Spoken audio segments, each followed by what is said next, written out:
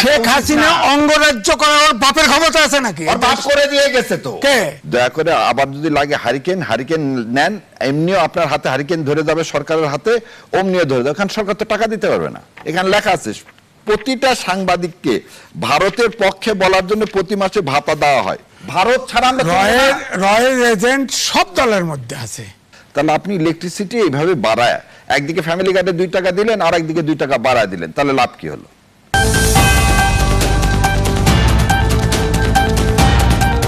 বিদ্যুতের দামের রেগুলেশনে বলা আছে গণশুনানি করতে হবে, তারপর বাড়াতে হবে। আপনি আজকে যে বাড়ালেন ইলেকট্রিসিটি, এই যে বললেন ভর্তুকি দিবেন না, ভর্তুকি দিবেন না, আপনি IMF বলছে ভর্তুকি দিবেন না, ভর্তুকি তো সর্বক্ষেত্রে দিচ্ছেন, ফ্যামিলি কার্ড থেকে শুরু করে সব কার্ডে।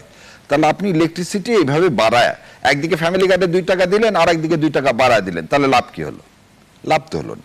এটার নাম হচ্ছে ধোঁকাবাজি। আর যে কথাটা বললাম, ইন্ডিয়ার হাত থেকে বের হয়ে আসেন, দয়া করে আবার যদি লাগে হারিকেন নেন, এমনিও আপনার হাতে হারিকেন ধরে যাবে সরকারের হাতে, অমনিও ধরে যাবে, কারণ সরকার তো টাকা দিতে পারবে না। আপনার গ্যাস সাপ্লাই না করার কারণে গার্মেন্টসের অর্ধেক শিল্প বন্ধ হয়ে আছে। সেই ক্ষেত্রে আপনি ইলেকট্রিসিটি বাড়ায় দিয়ে মরার উপর খরার ঘা করে দিচ্ছেন, দিয়ে আপনার পপুলারিটি কোথায় যাবে? আপনার পপুলারিটি, আপনি তো একটা, এখন তো আর ইউনিট সরকার না, এন্টিম সরকার না, এখন আপনি কি বলতেছেন? আপনি জনগণের ভোটে নির্বাচিত সরকার। নির্বাচিত সরকারের ম্যান্ডেট কি? মানুষকে বাঁচানো। এমনকি মানুষকে বাঁচানোর পরিবর্তে যে মানুষকে আপনি কি মেরে ফেলে দেওয়ার উপক্রম হচ্ছে। ইনফ্লেশন বেড়ে যাবে, এবং আপনি যে বাজেট করতে চাচ্ছেন যে টাকায়, সেই বাজেট কোথায় থেকে আপনি অ্যাকোমোডেট করবেন?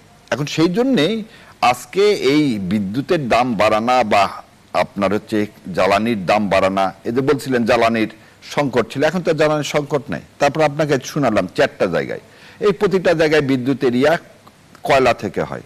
তো কয়লা থেকে যখন হয়, কয়লার তো দাম বাড়েনি রে ভাই। আপনি তেলের সংকট থাকতে পারে, কয়লার তো দাম বাড়েনি। সো এই যে আগেকার প্রিভিয়াস যে সরকারের ইচ্ছা হলো বাড়ায় দিল, ইচ্ছা হলো কেন? বুঝতে হবে সরকারের টাকা নেই, সরকারের টাকা নাই, সরকারের কোনো ব্যবস্থাপনা নাই। দেশ কিভাবে চালাবেন? We have a plan, but in fact we do not have a plan. যা আসবে সেটাকেই ফেস করব। সো এইরকম হলে তো হরিণ লুটের দেশ চলতেই থাকবে। হাদিকে মেরে ফেলে দেওয়া হলে এই কারণেই যে এবারে আন্দোলনটা করছে কারা? যুব সমাজরা। এবং এবারে আন্দোলনটা ছিল ভারতীয় আধিপত্যবাদের বিরুদ্ধে, এবং এই ভারতীয় আধিপত্যর বিরুদ্ধে যে যে সন্তানেরা অগ্রগামী ছিল, তার মধ্যে হাদি একটা ছিল। সো ইন্ডিয়া এটা প্রমাণ করতে চাইছে যে তোমরা আজ ভারতের আধিপত্যবাদ হাসিনাকে ফেরায় দিছো, কিন্তু আমার কিন্তু তোমার সর্বক্ষেত্রে আছে, রক্তে রক্তে ধমনীতে আমার আছে। চাইলে আমি যে কাউকে যে কোনো ভাবে কি করতে পারি? মেরে ফেলে দিতে পারি। কেন? ইন্ডিয়া একটা সন্ত্রাসী রাষ্ট্র, একটা টেরোরিস্ট কান্ট্রি। এখানে লেখা আছে প্রতিটা সাংবাদিককে ভারতের পক্ষে বলার জন্য প্রতি মাসে ভাতা দেওয়া হয়। এই বইতে আছে সাংবাদিকদেরকে, এদেশের বুদ্ধিজীবীদেরকে, তাদের বয়ানটা কি হবে জানেন? ভারতের সাথে লাগা যাবে না, বৃহৎ রাষ্ট্র, ভারত ছাড়া বাংলাদেশ চলবে না। তার মানে যারা বলে ভারত ছাড়া বাংলাদেশ চলবে না, তারা হচ্ছে গাদ্দার। এটা উনি যেগুলো বলছে, এটা আমার কাছে কোনো প্রমাণ নাই, আমার কাছে অন্তত প্রমাণ নাই। আমিও বলি, ভারতের বিরুদ্ধে বলি, আমাকে কোনো টাকা দেয় না, আমাকে কোনো টাকার উৎকোচ গ্রহণ করে না। বলার জন্য ভাই আপনি তো বিপক্ষে বলেন, আপনাকে দেখান আমাকে বিপক্ষে বলি বলেই তো আমাকে টাকা দেওয়া দরকার, যাতে আমি না বলি। আপনি ওদের বিএনপি করেন, আপনার টাকা দিবেন না তো? ধরেন ভারতের CIA, KGB, এরা তো অনেককে হয়তো ঘুষ টুস দেয়। যেমন বলা হয়েছে না যে এবার যে অভ্যুত্থানে বলা হয়েছে না আমেরিকা টাকা দিছে, কত হাজার কোটি টাকা বিতরণ করছে বলা হয়েছে তো। এবং এই জন্য ডক্টর মোহাম্মদ ইউনূস বলছে না যে এটা প্রি প্ল্যান্ড অভ্যুত্থানটা, এটা এমনি এমনি হয় নাই। হ্যাঁ, তো এই জন্যই বলছি যে টাকা হ্যাঁ দিতে পারে, কিন্তু এই টাকার গন্ধ জীবনে 1 পয়সা চুরি করি নাই, গন্ধ পাইও নাই আমি। আমার কাছে প্রমাণ নাই, যেটা প্রমাণ নাই সেটা আমি বলতে পারবো না। তবে আমি শুনেছি, যেমন ধরেন বাংলাদেশ ব্যাংকের ফান্ড, এই ফান্ড থেকে তো টাকা নিচ্ছে। এই যে আপনার সুজনের সম্পাদক বদিউল আলম সাহেব এবং আপনার এনসিপির নেতারাও টাকা পাইছে, তো কেউ কেউ টাকা পাইছে। এবং আওয়ামী লীগ করতো, সেও তো টাকা পাইছে। সে আবার বিএনপির সময় বিএনপি হয়, আওয়ামী লীগের সময় আওয়ামী লীগ হয়, টাকা পাইছে তো। এবং কয়েক কোটি টাকা নিছে। যেমনটি এম এ আজিজ বলছিল যে যুক্তরাষ্ট্রের অর্থায়নে গণ অভ্যুত্থান হয়েছে, এটা কি আসলে ন্যারেটিভ না রিয়ালিটি? আরে উত্তরটা দিই, page number 96, the new nation পত্রিকায় 19 ডিসেম্বর 1996 সংখ্যায় Bangladesh India relation truth must be told শিরোনামের এই রিপোর্টে প্রতিবেদক সালাউদ্দিন সৈয়দ চৌধুরী উল্লেখ করেন, একটি হিসাব মতে ভারত বন্ধু বাবাপন্ন সাংবাদিক সংগ্রহ তাদের হাতে রাখার জন্য 70 থেকে 80 মিলিয়ন টাকা খরচ হয়। একটা নিউজ পেপার প্রিন্ট করতে খরচ হয় 18 থেকে 19 টাকা। কিভাবে 12 টাকায় বিক্রি করেন? বিজ্ঞাপন পায়। বিজ্ঞাপন নাই, আমি আপনাকে একদম বলে দিলাম যে বিজ্ঞাপন পায় কয়টা, হাতে গোনা। বিজ্ঞাপন পেয়েও আপনারা বলতেছেন সমস্ত পেপার লস। না, সেটা তো আমি লিখছি। সংস্কার কমিশন করছেন, সেখানে যে সংস্কার কমিশন আমাকে মেম্বার রাখতে চাইছে, আমি হই নাই। কারণ ছাপে যদি পত্রিকা 10,000, লেখায় দেয় 10 লাখ। বিজ্ঞাপন লয়, সরকারি বিজ্ঞাপন লয়, প্রাইভেট বিজ্ঞাপন লয়। ধরেন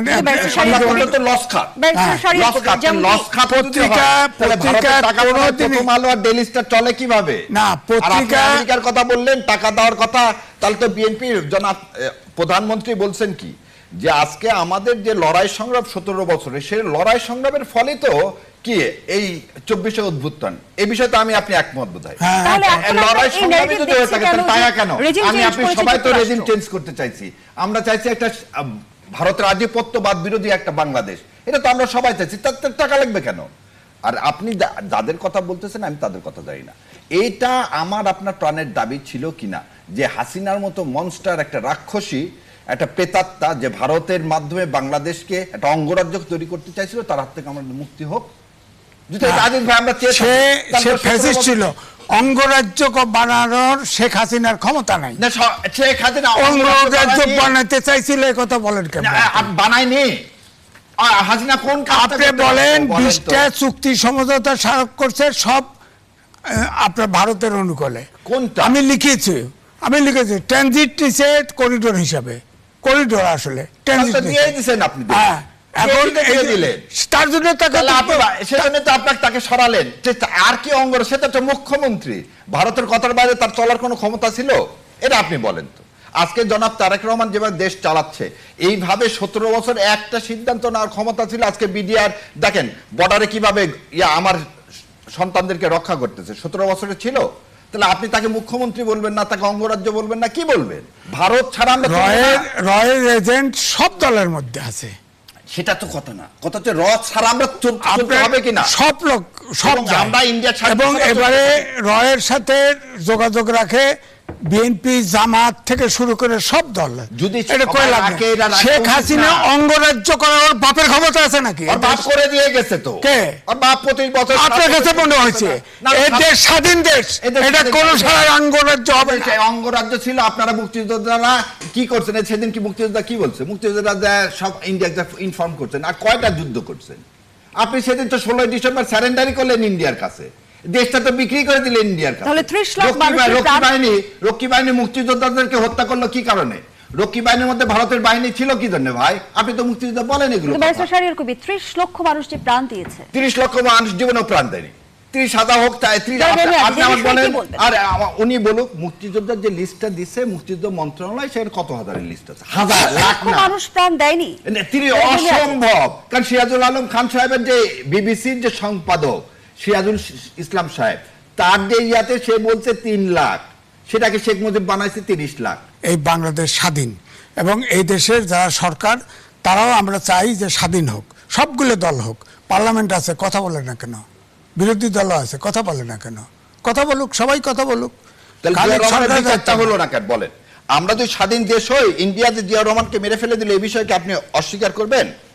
আপনি তো একটা সিনিয়র সাংবাদিক, বলেন এই যে এইখানে যে যত কথা বলা আছে, ইন্ডিয়ার যেদিন তালপট্টি নিয়ে দ্বন্দ্ব হলো, আমরা জিয়া রহমান সাহেবকে তো ইন্ডিয়া মেরে ফেলে দিচ্ছে, এই বিষয়ে কি আপনি দ্বিমত করেন? আপনি কি দ্বিমত করেন বেগম খালেদা জিয়াকে তিলে তিলে নিঃশেষ করে দিচ্ছে ইন্ডিয়া? আপনি কি এটা দ্বিমত করেন যে শেখ হাসিনা এই দেশটাকে তিলে তিলে শেষ করে আর একটা সিকিম বানাতে চাইছে? আপনি কি এটা অস্বীকার করেন যে ভারত কোনোদিন আমাদের বন্ধু রাষ্ট্র ছিল না? আপনি কি অস্বীকার করেন আমরা একটা স্বাধীন রাষ্ট্র হিসাবে যে যুদ্ধ করছি সেই যুদ্ধের ফল আমরা পাইনি গত 53 বছর? আপনি কি এটা অস্বীকার করেন এদেশের মা ও মাটির মানুষেরকে আপনি পাখির মতো গুলি করে বর্ডারে ঝুলায় রাখবেন কাঁটাতারের বেড়ায়?